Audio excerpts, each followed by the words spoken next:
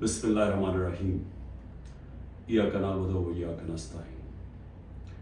मैं पहले वाज़ेह कर दूं कि मैं ये मीडिया टॉक इसलिए नहीं कर रहा कि मैं तहरीक इंसाफ को छोड़ रहा हूं। मैं मीडिया टॉक इसलिए कर रहा हूं कि मैं इस वक्त चाहता हूं मेरी सारी कौम समझे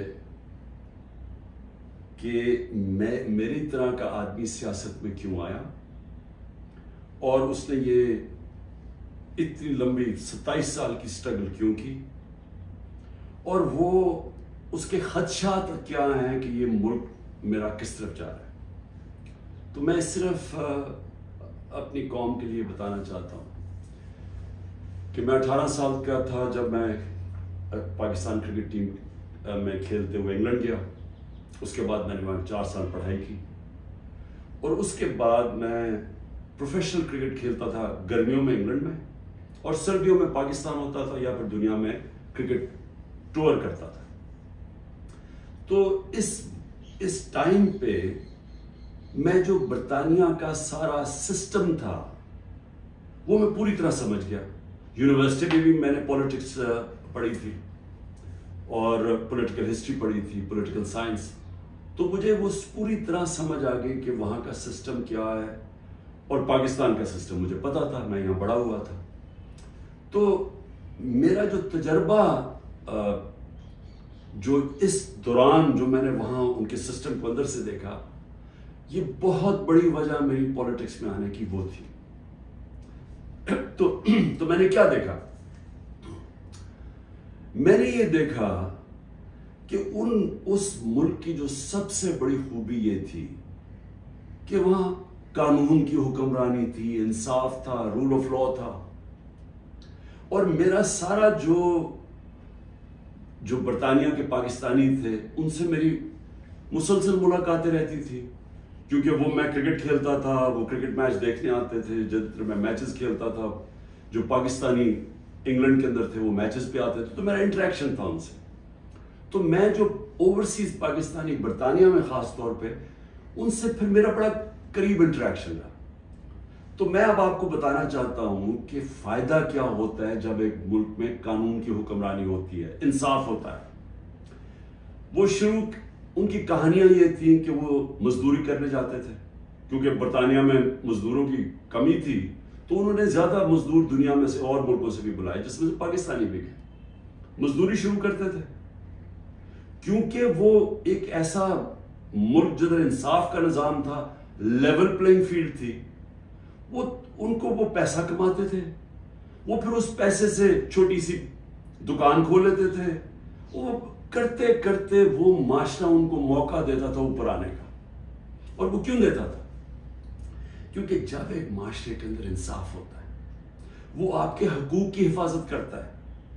मतलब ये होता है कि अगर आप अपने टैक्स दें, आप कानून के बीच में रहे, वो मुल्क आपको आजाद कर देता है। आप जो मर्जी करें, कोई आपको पूछता नहीं है, कोई रात को पुलिस नहीं आपके घरों में घुस जाती, कोई रिश्वत आपसे नहीं मांगता, कोई आपने अपना काम करवाना है, पासपोर्ट बनवाना है, आईडी कार्ड बनवाना है, आपको कोई पैसे नहीं देने पड़ते। ऑफिस में जिस तरह रुलते हैं बेचारे हमारे लोग, वहां कोई थाने कचहरी की पॉलिटिक्स नहीं है कि बेचारा गरीब आदमी कभी थाने में रुल रहा है, कभी कचहरियों में रुल रहा है, कभी पटवारी से रुल रहा है, जमीनों पे कब्जे हो रहे हैं।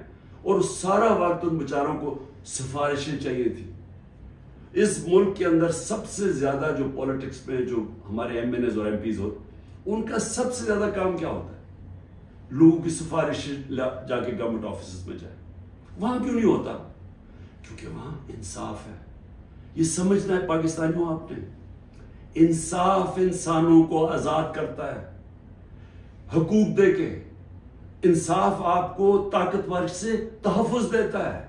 कोई भी ऑफिसर बैठा हो सरकारी ऑफिस में, उसकी मजाल नहीं आपको जलील करने की वहां, क्योंकि वहां इंसाफ का निजाम है। वो अदालत में जा सकता है, कोई उसकी मजाल नहीं रिश्वत मांगने की, क्योंकि वो उसको अदालत में जाके कह सकता है इसने मुझसे रिश्वत मांगी। कमजोर को ताकतवर से इंसाफ तहफ़्फ़ुज़ देता है। इस तरह लोग आजाद होते हैं। तो वही पाकिस्तानियों को मैंने आहिस्ता आहिस्ता देखा ऊपर आते हुए। उनके बच्चे गवर्नमेंट स्कूलों में गए, मुफ्त पढ़े, उनके बच्चों को आला तालीम मिली। उनको मैंने देखा वो और आगे बढ़े, वो डॉक्टर्स बने, मजदूरों के बच्चे। और स्वाय कई इलाकों में जो थोड़ी रेसिज्म थी, उमूमन ये देखा कि जो वहां मजदूर भी गए उनको देखते देखते बच्चे आगे बढ़ते गए, बिजनेस शुरू की उन्होंने, बड़े काम किए। लेकिन जो भी यहाँ पाकिस्तानी जाते थे, जो मुझे अभी भी याद है, वो सारा वक्त तरसते थे कि मैंने एक दिन पाकिस्तान जाना है। वो पाकिस्तानी म्यूजिक सुनते थे, पाकिस्तानी फिल्में देखते थे, क्रिकेट मैच देखते थे, सारा वक्त याद करते थे पाकिस्तान कि जैसे ही हमने पैसा कमा लिया हम पाकिस्तान जाएंगे। अब उनके बच्चे वहां पढ़ जाते थे, बड़े हो जाते थे। जब बच्चे थोड़े बढ़ जाते थे, बड़े होते थे, वो फिर आप पाकिस्तान आने की कोशिश करते थे। अब मैं आपको बताता हूं कि क्यों हम आगे नहीं बढ़ रहे। वो आते थे पाकिस्तान, उनके बच्चे जब पाकिस्तान में बिजनेस काम शुरू करते थे, उनसे काम ही नहीं होता था। वो आदी थे कि वो सिस्टम में जाएं, वहां सिस्टम काम करता है, काम हो, वहां आपका जायज काम हो, आपको कोई पैसे नहीं देने पड़ते, आपको फौरी काम हो जाता है, कोई रुकावटें नहीं है। आप बिजनेस खोलना चाहें, आप मेहनत करें, आप वो बिजनेस कामयाब हो सकती है, नफा नुकसान होता है, लेकिन कोई रिश्वत नहीं मांगता, कोई आपसे आके इंस्पेक्टर नहीं आता, कोई यानी सरकारी ऑफिशियल आपको तंग नहीं कर सकते। यहां की उनको मुश्किल पड़ गई। वो थोड़ी देर आते थे, कोशिश करते थे, थोड़ी देर के बाद मुल्क से बाहर वापस रह ही नहीं सकते थे। करप्ट निजाम में एक वो निजाम जिधर इंसाफ नहीं है, वो नहीं गुजारा कर सकते थे। वो बेचारे माँ बाप वापस चले जाते थे इंग्लैंड। कईयों को मैं जानता हूं, उन्होंने पैसा इकट्ठा किया, मेहनत की, 15-20 साल सरमायाकारी, इतना सरमाया इकट्ठा करके पाकिस्तान आके बिजनेस खोली। वो इस निजाम में उनकी बिजनेस नहीं चलती थी, यहाँ रिश्वतें देनी पड़ती थी, यहाँ हर सिस्टम यानी सिस्टम मेरिट को इजाजत नहीं देता आगे बढ़ने के लिए, क्योंकि इंसाफ नहीं है।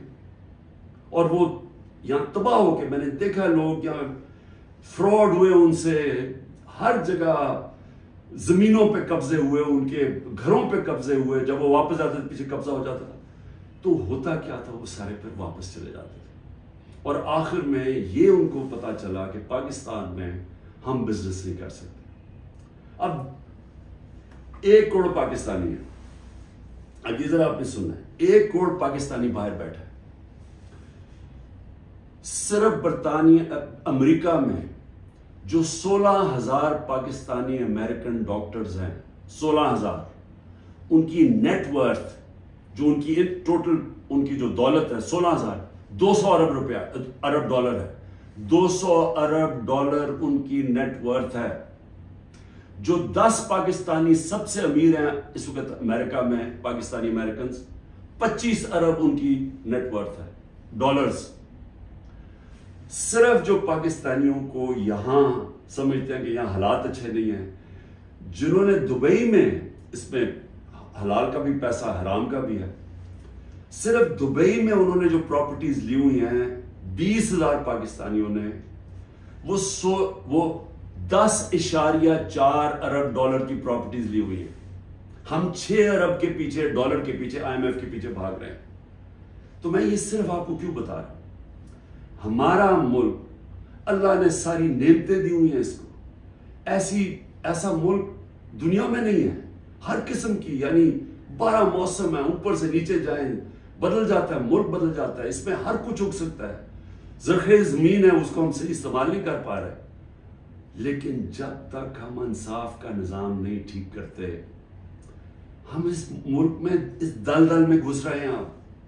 सो मैं अब आपको बताऊं कि मैंने जब ये पाकिस्तानियों से जो बरतानिया में थे, क्योंकि मेरा ऐसा, मैं क्रिकेट खेलता था, मैंने आपको बताया, मेरे इनसे राब्ता था, तो तब मैंने फैसला किया कि हम पाकिस्तान के अंदर जब तक यहाँ एक इंसाफ का निज़ाम नहीं आता, हमारा मुल्क आगे नहीं बढ़ सकता।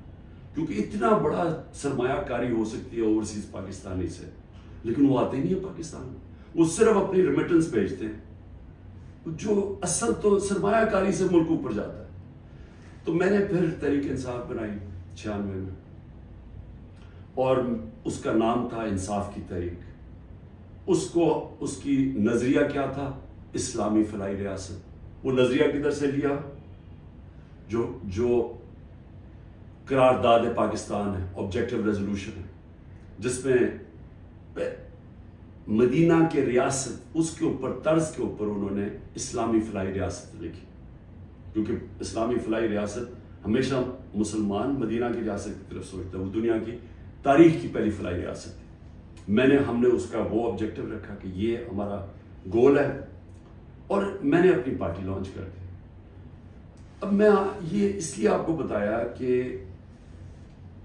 हमारा जब तक मुल्क इस चीज को समझता नहीं है कि हमने इस मुल्क में कानून की हुक्मरानी कायम करनी है, इसके बगैर पाकिस्तान का कोई फ्यूचर नहीं है। अगर हम ये नहीं समझते तो हम ये जो तबाही की तरफ तेजी से हमारा मुल्क जा रहा है, हम नहीं, हम इसको रोक सकते। मेरे पास अभी अदाद व शुमार हैं जो इस मौजूदा हुकूमत ने प्रिंट किए हैं, मैं अभी आपको वो बताऊंगा कि एक साल में हुआ क्या मुल्क में। लेकिन मैंने एक और चीज, जो क्योंकि मेरा बरतानिया, मैं अंदर से बाहर से उसके माशरे को जानता था, और जब मैं क्रिकेट के आखिरी दिनों में मेरा सफर शुरू हो गया, मेरे दीन की तरफ भी, इस्लाम की तरफ भी मैंने पढ़ना शुरू कर दिया और मेरा सफर शुरू हो गया, तो मैंने इस नतीजे पे मुझे पहली दफा समझ आई कि जो मदीना की रियासत, जो मेरे नबी सल्लल्लाहु अलैहि वसल्लम की सुन्नत है, क्यों अल्लाह हमें हुक्म करता है कि उनके रास्ते पे चलो? क्योंकि अल्लाह ने नबी सल्लल्लाहु अलैहि वसल्लम को रहमतुल लिल आलमीन का खिताब दिया हुआ है, सब इंसानों के लिए रहमत बन के आए थे। इसका मतलब कोई भी इंसानी माशरा उस मदीना के रियासत के उसूलों पे चलेगा, ऊपर आ जाएगा, उधर खुशहाल हो, अल्लाह की बरकत आ जाएगी। आज आप सिर्फ ये देख लें कि मदीना की रियासत किन उसूलों पे खड़ी हुई थी। सबसे पहले अदल और इंसाफ। अदल और इंसाफ का मतलब ये हकूक, इंसानी हकूक। हर इंसान के जब उसको हकूक मिलते हैं वो आज़ाद हो जाता है, उसको ताकतवर से तहफ़्फ़ुज़ मिल जाता है। और इंसानों को हकूक दे के फिर फलाई रियासत बनाई कि एक रियासत में इंसानियत का निज़ाम, कि एक रियासत कमज़ोर का जिम्मेदारी ले अपने कमज़ोर तबके की, गरीब की, बेवाओं की, माजूरों की, यतीमों की, बूढ़ों की पेंशन्स निकली मदीना की रियासत में। ये पहली दफ़ा हुआ था।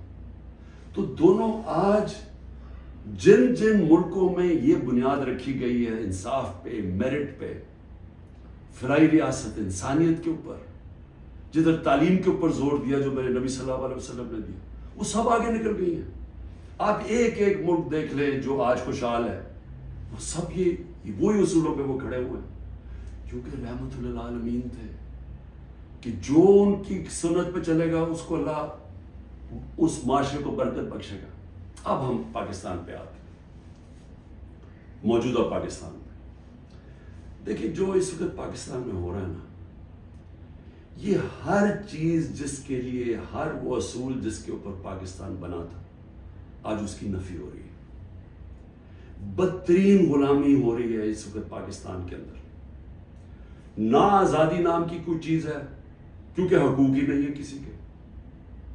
रात को पुलिस घुसती है किसी के घर में, सारा घर तोड़ देती है। अगर वो जिसको, और उसका सिर्फ कसूर है कि वो तहरीक इंसाफ का, वो तहरीक इंसाफ का नहीं मिलता, उसकी बहनों को, उनको तंग करते हैं, बहनोइयों को, रिश्तेदारों को, उनको तंग करते हैं, उनको पकड़ के ले जाते हैं, औरतों को पकड़ के ले जाते हैं। ये तो हम सुनते थे कि हिटलर की जर्मनी के अंदर ऐसे होता था। मैंने तो इस तरह की चीजें सुनी नहीं कभी, कि जिस तरह मेरे घर पे अटैक हो। मैं अपना सिर्फ बता रहा हूं, बीवी अकेली बैठी है, 40 पुलिस वाले घुस गए, सारा तोड़ फोड़ के लूट के चले गए घर, नौकरों को मारा, जो बचा हंसाम आए उनको उठा के ले गए और मारा यहां बुरी तरह। किस कानून के तहत? तो यहां तो मुकम्मल तौर पे जंगल का कानून नाफिज हो गया। यहां तो बुनियादी हकूक ही खत्म हो गए हैं। आज आइन कुछ कहता है, कहां आइन इजाजत देता है कि एक होता है कोर कमांडर का घर जलाया जाता है। मुझे पहली दफा पता चलता है जब मैं 4 दिन के बाद निकलता हूं, मुझे चीफ जस्टिस साहब सुप्रीम कोर्ट के कहते हैं, उधर ही मैं मुजम्मत करता हूं। कौन नहीं मुजम्मत करेगा? अब जिसको पकड़ते हैं वो आके बैठते हैं, जी मैं पीटीआई छोड़ो, मैं जी फौज के साथ हूं और मैं बड़ी मुजम्मत करता हूं 9 मई को। तो कौन नहीं करता? हमने कभी कहा कि हमने मुजम्मत नहीं की? कोई चाहेगा अपने मुल्क के आप अपनी फौज के खिलाफ कोई कार्रवाई करें या अपनी फौज को बदनाम कोई चाहेगा, क्योंकि जब आपकी फौज कमजोर होती है मुल्क कमजोर हो जाता है। लेकिन यहां तो एक अजीब ही माहौल बना दिया गया है। वो कोर कमांडर का इन्वेस्टिगेट किए बगैर, ये पता ही नहीं अभी तक कि किसने क्या किया, उसके इन्वेस्टिगेट किए बगैर पूरा पाकिस्तान में तहरीक इंसाफ के ऊपर क्रैकडाउन हो गया। अच्छा जी, कितनी जगह चली थी मुझे तो ये भी नहीं पता, कोर कमांडर का तो हमें पता है। और गाड़ियां को हमें खुद, हमारे पास तस्वीरें हैं कि पुलिस खुद गाड़ियां चला रही है कि हमारे सामने। वो रेडियो पाकिस्तान पेशावर कैसे जल गया, वो मुजाहरा तो कहीं और हो रहा था, वो एकदम वो जल गया। कोई तहकीकात किए बगैर इसका बहाना लेके, जिस तरह हिटलर ने अपने मुखालिफिन कम्युनिस्ट को खत्म किया था 1933 में जर्मनी में, जिस तरह सुहार्तो ने उसने इंडोनेशिया के कम्युनिस्ट को खत्म किया था कि जिन्होंने हमारे कोई आर्मी ऑफिसर्स को कत्ल किया, उनको सारों के ऊपर हल्ला दिया, धावा बोल दिया, जो आज हुआ है। तहरीक इंसाफ जिधर मिलती है, भाई कराची वालों का क्या कोर कमांडर से था, बाकी पाकिस्तान में था, चले लाहौर में हम माना से हो गया, वो उस पर भी तहकीकात किए बगैर, अच्छा चलिए आपको बड़ा गुस्सा है तो बाकी जगह क्यों पकड़ रहे हैं, सारी जगह। कोई तहरीक इंसाफ का सपोर्टर हो, रिश्तेदार हो, जाना हो, कोई किसी ने ट्वीट की हो, उनको पकड़ के जेलों में डाल रहे हैं। 10,000 लोगों को पकड़ के जेल में डाल दिया। और अब ये जबरी तलाकें हो रही हैं, वो आते हैं बैठते हैं, जी मैं देखिए जी मैं तो बड़ा फौज के साथ हूँ, मैं तो बड़ा ये 9 मई जो हुआ बहुत बुरा हुआ और मैं तो तहरीक इंसाफ छोड़ा। तो ये इससे समझा जा रहा है कि ये पार्टी कमजोर हो रही है, इमरान खान अकेला रह गया। देखिए मैं सारे जो आज आप बैठे हैं ना, जो फैसले कर रहे हैं इस मुल्क के, मेरी बड़ी गौर से बात सुने। मैं ये जो आपके सामने आया हूँ, ये कभी जब मैं कोशिश करता हूँ कि डायलॉग की बात करो, हमारे से कोई बातचीत तो कर ले, हम ये बात करके मसले हल कर दें, जिस दिन मैं ये करता हूँ अगले दिन और सख्ती शुरू हो जाती है, 2-3 और FIR काट देते हैं, घर में आ जाती है पुलिस, क्योंकि समझते यानी कोई एक अजीब ज़हन बैठे हुए, वो समझते हैं कि जो डायलॉग करना जा रहा हो वो अब उसके घुटने कांपने शुरू हो गए हैं, तो इसलिए आके उसके ऊपर थोड़ी और सख्ती करो तो बिल्कुल बैठ जाएगा। देखिए ये तो होने नहीं लगा। मैं फिर से आपको कह दूं कि जब तक मेरे में सांस है, मैं इस मुल्क की हकीकी आज़ादी के लिए तब तक पूरी जद्दोजहद करता रहूंगा जब तक मैं जिंदा हूं। लेकिन मुझे इस वक्त पाकिस्तान का खतरा है, मुझे अपनी मुल्क की फिक्र पड़ गई है, और जो लोग मिलके ये सब कुछ कर रहे हैं, इनको मुल्क की फिक्र क्यों नहीं है? क्यों आज मुझे या नहीं? 308 रुपए का हो गया डॉलर ओपन मार्केट में। जब डॉलर 308 रुपए का ओपन मार्केट में हो जाए तो खतरे की घंटियां बज जानी चाहिए कि अब जा रहा है पाकिस्तान उस, जिसको हाइपर इन्फ्लेशन कहते हैं, ये उस महंगाई की तरफ जा रहा है। सारा बिजनेस ठप, इंडस्ट्री ठप। अभी मैं आपको इस हुकूमत के अदाद शुमार बताऊंगा। तो इनको क्यों नहीं फिक्र, ये PDM वालों को? इनके पैसे बाहर पड़े हैं, इनका अरबों डॉलर इस मुल्क से बाहर पड़ा है। इनको कोई फर्क नहीं पड़ रहा कि इस मुल्क के अंदर लोगों की $130 कम हो। 130 रुपया गिरा है डॉलर के मुकाबले में सिर्फ जब से हम गए। तो इनको नहीं फिक्र पड़ रही।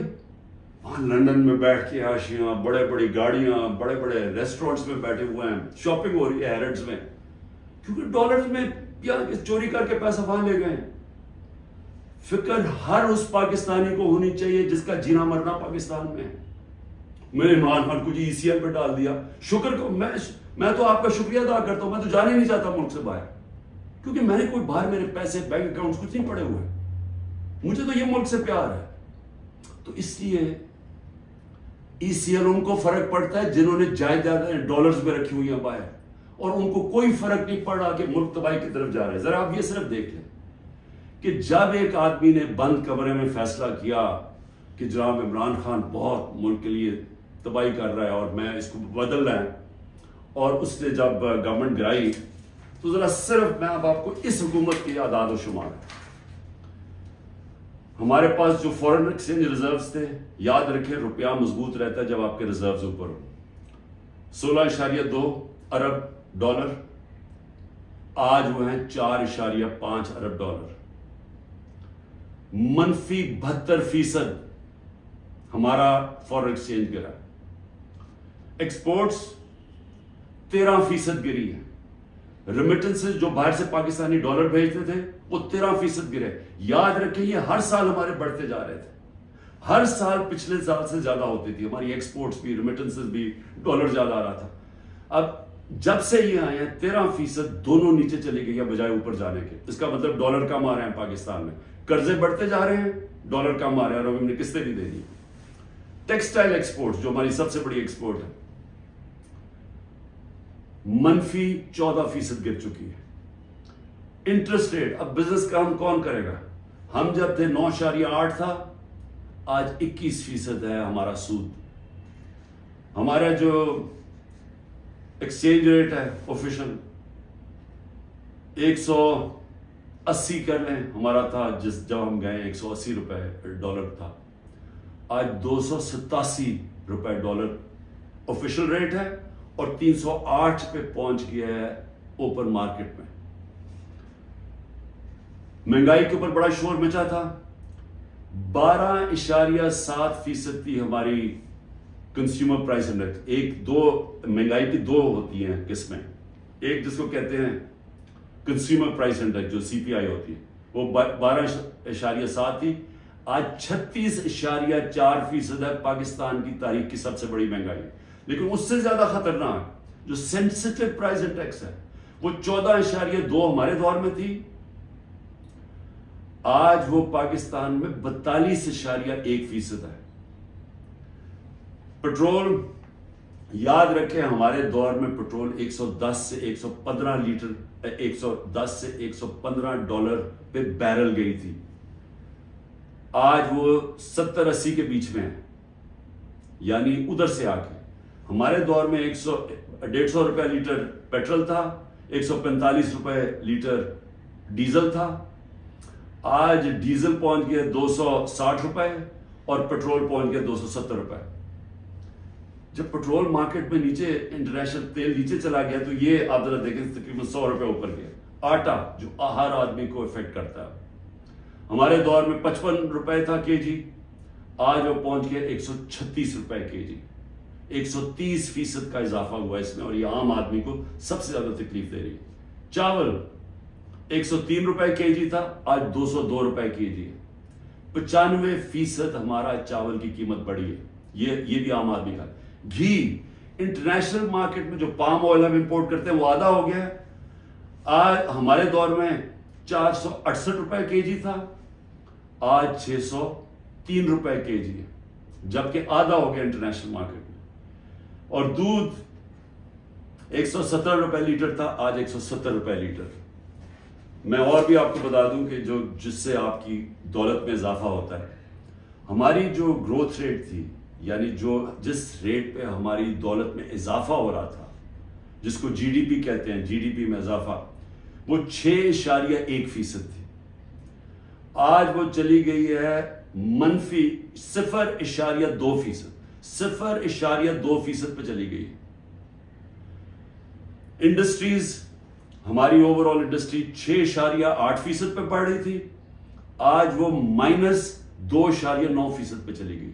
यानी जिससे आपके मुल्क में दौलत बनती है, जिससे आप टैक्सेस बढ़ते हैं, जिससे आप रोजगार देते हैं, वो इंडस्ट्री जो ज्यादातर इंडस्ट्रीज वो -2.9 पे पहुंच गई हैं।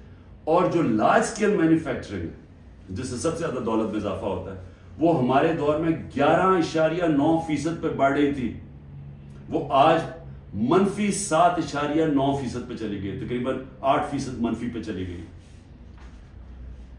जो कंस्ट्रक्शन है, जिससे सबसे ज्यादा नौकरियां मिलती हैं, वो 1.9% पे बढ़ रहा था हमारे दौर पे, आज वो -5.5% पे चली गई।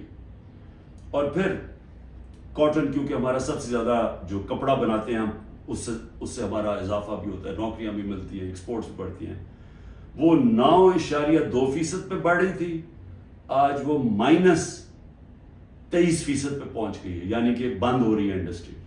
मैं ये आपको ये सिर्फ फिगर इसलिए दे रहा हूं, और जो भी हमारे इस मुल्क में फैसले कर रहे हैं, मैं इसलिए आपको कह रहा हूं कि ये मुल्क तबाही की तरफ जा रहा है।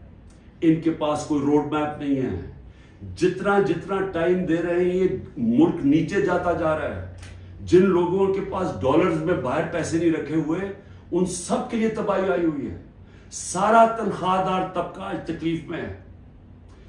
जिसके पास सैलरीज हैं, उनका अगर 100 रुपया साल पहले अगर 100 रुपया चीजें खरीदा था, वो 50 रुपए रह गए।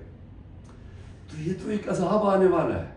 और अभी ये जो रुपया गिर रहा है, क्योंकि इनके पास, जब आप कैसे आपने कर्जे देने, आप अगले महीने कर्जों की किस्तें देनी है, जब आपकी दौलत में इजाफा नहीं हो रहा, जब डॉलर ही नहीं बढ़ रहा है, जब आपकी इंडस्ट्री बंद हो रही है, जब आज किसानों के पास वो पैसा ही नहीं रहा, क्योंकि वो इतनी महंगाई हो गई है कि उसके पास पैसा नहीं बचता अपनी जमीन पर लगाने के लिए, तो वो उसकी जाहिर है उसकी पैदावार गिरनी शुरू हो जाएगी।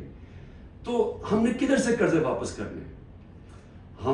हम आज पाकिस्तान में हमें ये समझना चाहिए कि हम अगर इस वक्त इसको हम ठीक नहीं करते, ये सबके हाथ से निकलने वाली है। देखिए, माशरा कंट्रोल से बाहर भी निकल जाता है। श्रीलंका में इससे कम हालात थे जबकि लोग सड़कों के ऊपर आ गए। अभी तक लोग सड़कों पे क्यों नहीं आ रहे? क्योंकि उन्होंने इलेक्शन पे की उम्मीद लगाई हुई है कि हम जो हमारे से हुआ है वो अंदर घरों में बैठ के तपे हुए हैं कि जब इलेक्शन आएगा तो हम इनको सबक सिखाएंगे। तो यहां तो इलेक्शन करवाने का कोई प्लान ही नहीं है। यहां तो इलेक्शन का तब प्लान है जब इमरान खान को क्रश किया जाएगा, और वो क्रश किया जा रहा है। यानी ये जो हमारे ऊपर जिस तरह का जबर हो रहा है और जिस तरह का ये जुल्म हो रहा है, तो ये तो कभी हुआ ही नहीं है पाकिस्तान में किसी पार्टी से। और ये इसके पीछे ये सोच है कि जब ये क्रश हो जाएगी पार्टी तब हम इलेक्शन करवा देंगे। देखिए, क्योंकि मैं बड़ा हूं, मैंने ईस्ट पाकिस्तान मुझे याद है। मैं बार बार लोगों को बताता हूं कि आखिरी फ्लाइट मेरी आई थी ढाका से, मैं अंडर 19 का मैच खेलने गया था। उसके बाद ऑपरेशन शुरू हो गया था अप्रैल 71 में। देखिए हुआ क्या था इस पाकिस्तान में, ये फिर से याद रखें, तारीख से सीखना चाहिए। जुल्फिकार अली भुट्टो ने 81 सीटें जीती पाकिस्तान में 138 में से, और कहा था जुल्फिकार अली भुट्टो का इनकलाब आ गया था, और वाकई इनकलाब था, रोटी कपड़ा मकान का इनकलाब आया था। लेकिन 138 में से जुल्फिकार अली भुट्टो ने 81 सीटें जीती, और उसने जो नारा था कि मैं पहली दफा अवाम का नाम लिया। पहले तो अवाम का नाम हमें पता नहीं अवाम क्या होती है, क्योंकि पहले तो और किस्म की सियासत थी। तो उसने एक ज़हनों में इनकलाब लेके पहली दफा अवाम की बात की। लेकिन मुजीबुर रहमान 162 सीटें थी ईस्ट पाकिस्तान में, उसने 160 जीती, सिर्फ 2 सीटें हारी उसने। तो वो क्या कह रहा था? वो इंसाफ कह रहा था कि हमारे से इंसाफ नहीं हो रहा, हमारे हुकूक नहीं मिल रहे, ईस्ट पाकिस्तान को कॉलोनी की तरह रखा जा रहा है, हमें सेकंड क्लास शहरियों की तरह रखा जा रहा है। और वो इंसाफ मांग रहा था, हुकूक मांग रहा था, वो आजादी नहीं मांग रहा था। जब हमने ऑपरेशन शुरू किया तो वो फिर हुकूक से आजादी की तरफ चला गया, वो बात करने के लिए भी तैयार था। और हमारा, मुझे अभी भी याद है जब हमारा मुल्क टूटा था, मैं इंग्लैंड में था, पढ़ रहा था, तो जो धचका हम सबको लगा था, यानी हम हिल के रह गए थे। फिर लोगों ने अपने दिल बुलाए, नहीं जी इस पाकिस्तान तो बड़ा गरीब मुल्क था, हमारे ऊपर बोझ था, वहां साइक्लोन आता था तो हमें उनको पैसे देने पड़ते थे, इस तरह की बातें की। आज बांग्लादेश हमारे से आगे निकल गया है। और मैं आज आपको ये बता दूं कि ये जो ईस्ट पाकिस्तान से सबक सीखना है वो ये कि जब एक कौम आजादी का फैसला कर ले और अपने हुकूक के लिए, हुकूक का होता क्या है? आपको इंसाफ मिलता है, इंसाफ आपको हुकूक देते हैं, हुकूक आपको ताकतवर से कमजोर की तहफ़्फ़ुज़ देता है। जब तहफ़्फ़ुज़ मिलता है वो आजाद हो जाता है, उसको लेवल प्लेइंग फील्ड मिल जाती है, उस मुल्क में खुशहाली आ जाती है, क्योंकि वो फिर ज्यादातर बड़ी बिजनेसेस तो नहीं है पाकिस्तान में, जो मैं बता रहा हूं ओवरसीज पाकिस्तानी क्यों नहीं आता, वो ज्यादातर छोटी बिजनेसेस हैं। छोटी बिजनेस पाकिस्तान में चल नहीं सकती क्योंकि उनके पास इतनी ताकत नहीं होती रिश्वत देने की, उनके पास इतना टाइम नहीं होता कि वो ऑफिसेज के चक्कर लगाएं, वहां उनको वो डिले सिर्फ इसलिए करें जब तक आप रिश्वत नहीं देते, तो वो चले जाते हैं वापस। तो छोटी बिजनेस जो स्मॉल और मीडियम सनत होती है वो एक रीढ़ की हड्डी होती है मुल्क की, असल तो रोजगार वो देता है। सारी दुनिया में स्मॉल और मीडियम इंडस्ट्री देती है, यहां वो चलने नहीं देते क्योंकि यहां एक सिस्टम बड़ा करप्ट है, क्योंकि यहां इंसाफ नहीं है। तो जो मैं आज आपको कहने की कोशिश कर रहा हूं कि इंसाफ जब एक लोगों के दिलों में चला जाता है कि हमें इंसाफ चाहिए, हमें हुकूक चाहिए, हमें आजादी चाहिए, फिर आप उनके ऊपर जो मर्जी करें, मिलिट्री ऑपरेशन भी, वो फिर बीज दिल से नहीं निकलता। क्योंकि जो अल्लाह ने हमारे अंदर ये पैदा किया हुआ आजादी का, ये जो आजादी का बीज है, ये इंसाफ और आजादी साथ साथ जाते हैं, ये अंदर है हमारे। और उसने जब ला इलाहा इल्लल्लाह कहता है, हम उससे वादा करते हैं, वो हमें आजाद करना चाहता है अल्लाह, क्योंकि सिर्फ आजाद लोग ऊपर जा सकते हैं। तो जब लोगों का दिल में आजादी का जज्बा आ जाता है, वो फिर ये जबरी तलाकों से, ये पकड़ धकड़ करके, ये मार पीट के, ये खौफ करके, इससे ये जाता नहीं है। फिर ये नफरतें बढ़ जाती हैं, ये और ज्यादा गुस्सा बढ़ जाता है, ये कहीं जाने नहीं लगा। ये जो मर्जी आप करें कि हर रोज बैठ के जी मुझे तो फौज से बड़ा प्यार है और 9 मई को बड़ा बुरा किया गया, मैं छोड़ा पार्टी। तो क्या इससे पार्टी, क्या लोग बेवकूफ हैं? क्या लोगों को नहीं समझ आ रही क्या हो रहा है? तो मैं आखिर में ये कहना चाहता हूं, देखिए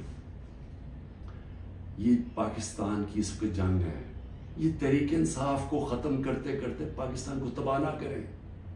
ये अगर इस वक्त हमने स्टेप्स ना लिए, कदम ना उठाया, ये उधर चला जाएगा, कोई भी नहीं कुछ कर सकेगा। सारा तनख्वाहदार तबका थोड़ी देर में खड़ा हो जाएगा, जब उनके घर में चूल्हे नहीं डलेंगे, जब उनकी देखते जाएंगे कि उनके पैसे को खरीदार कम होती जा रही है। जब वहां औरतें हैं, उनको पता है कि जो किचन चलाती हैं कि क्या हो रहा है आज उनके साथ, वो मैंने आपको बताया सेंसिटिव प्राइस इंडेक्स जो कि खाने पीने की चीजों का है, वो 42% पे है। तो जब ये हालात ऐसे हो जाए, फिर एक माशरा फट जाता है। तो मैं इसलिए बातचीत की बात कर रहा हूं कि ये टाइम है, ये मुल्क ठीक तब होगा जब इस सारे मुल्क के इदारे इकट्ठे बैठे और मुल्क की सबसे बड़ी एक ही जमात जो फेडरल पार्टी है पाकिस्तान की, वो सब इकट्ठे बैठे और वो बैठ के इस मसले का हल निकालें। ये डंडे मार के मसले का हल नहीं होने लगा। ये तो जो भी करेंगे, मैं तो बैठा हूं कि हर रोज मैं इंतजार करता हूं कि किस दिन पकड़ने आएंगे, मैं तो तैयार हूं उसके लिए। इससे मसला नहीं हल होने लगा। इसकी सोल्यूशन इसमें डंडे मारने में नहीं है और जुल्म करने में। अगर ये होती तो इस पाकिस्तान ना पैदा होता। इसका मसला इस मुल्क में कानून की हुक्मरानी कायम करना है, इदारे मजबूत करना है, सारे इदारों को अपने आईनी रोल के अंदर फंक्शन करना है, लोगों को आजाद करना है, उनको हुकूक देके। कभी इस मुल्क में नहीं होना चाहिए कि लोग घरों में बैठे और रात औरतें ना परवाह चादर ना चादरवारी लोग आए, घर तोड़ के चले गए और कोई पूछने वाला नहीं है। और उन्हें पता है क्योंकि वो ताकतवर है, कोई पूछेगा ही नहीं। अदालतों से सारा खौफ चला गया, अदालतें जाके फैसला करती हैं, इमरान रियाज को लेके आओ, वो अभी तक पता ही नहीं है वो किधर चला गया। और जिस तरह के तशद्दुद की मैंने कहानियां सुनी है कि जो बाहर निकलते हैं, कई लोगों को, सबको नहीं किया, कईयों को तो बुरे हालात में रखा है कि इतने छोटे से दड़बों के अंदर लोगों को बंद किया हुआ, लेकिन कईयों पे तशद्दुद किया। तो मैं ये सवाल पूछता हूं कि हमारी जब अदलिया की बात, उनकी वर्डिक्ट नहीं माने जाएंगे, अदलिया कहती है इलेक्शन करवाओ, आइन के मुताबिक वो इलेक्शन ही गवर्नमेंट करवाती, तो ये मुल्क तो तबाह की तरफ चला गया ना, बनाना रिपब्लिक बन गया। ये मुल्क तो वो जंगल का कानून आ गया आज पाकिस्तान में। तो मैं इसलिए आखिर में अपील करता हूं कि बातचीत करनी चाहिए फौरी तौर पर। जो ये किया जा रहा है ये कोई हल नहीं है, और इसको ये ना समझे कि इमरान खान की कमजोरी है, क्योंकि जब मैं ये बातचीत की बात करता हूँ और सख्ती आ जाती है, बाहर पुलिस पहुंच जाती है, वारंट निकलाते हैं। ये मुझे इससे कोई फर्क नहीं पड़ता। मुझे अपनी मुल्क की इस वक्त फिक्र पड़ी हुई है, और आप सबको भी फिक्र होनी चाहिए कि ये जो मैंने आपको बताया है, आज अगर 308 रुपए का ओपन मार्केट में डॉलर मिल रहा है, तो समझ जाए कि पाकिस्तान उधर अब पहुंच जाएगा जिधर सारे लोगों ने डॉलर खरीदना है, किसी ने सरमायाकारी नहीं करनी, बाहर से ओवरसीज पाकिस्तानी रेमिटेंसेस उन्होंने लीगल चैनल से नहीं भेजना, क्योंकि इतना फर्क पड़ गया ओपन मार्केट और ऑफिशियल रेट के अंदर। तो ये तो मुल्क तो जा रहा है नीचे। तो इसलिए मैं फिर आखिर में अपनी सारी कौम को कहता हूं कि आप सब सब्र करें, अपनी पार्टी को कहता हूं सब्र करें। ये जो किया जा रहा है आपसे कि कन पट्टी पर बंदूक रख के जी मैं पीटीआई छोड़ आऊं, कोई फिक्र ना करें, कभी कोई पार्टी से नहीं खत्म होगी। पार्टी तो खत्म होती है जब नजरिया खत्म हो जाता है। आज आपके सामने पीडीएम की जमातें हैं, पूरी एस्टेब्लिशमेंट की मदद कर रही है, इलेक्शन कमीशन इनके साथ मिली हुई है, इंतजामिया सारी इनके साथ मिली हुई है। क्यों ये इलेक्शन से डर रहे हैं? सारा तो आपके पास एम्पायरिंग भी अपने हैं, फिर भी डर रहे हैं कि जी इमरान खान को पहले खत्म करो फिर इलेक्शन लड़ेंगे, क्योंकि इनका वोट बैंक खत्म हो गया है। पीटीआई का वोट बैंक बढ़ता जा रहा है, जितना ये जुल्म कर रहे हैं और ज्यादा पब्लिक हमारे साथ खड़ी हो रही है। और इंशाल्लाह जब भी इलेक्शन होगा आपके सामने आ जाएगा रिजल्ट। शुक्रिया।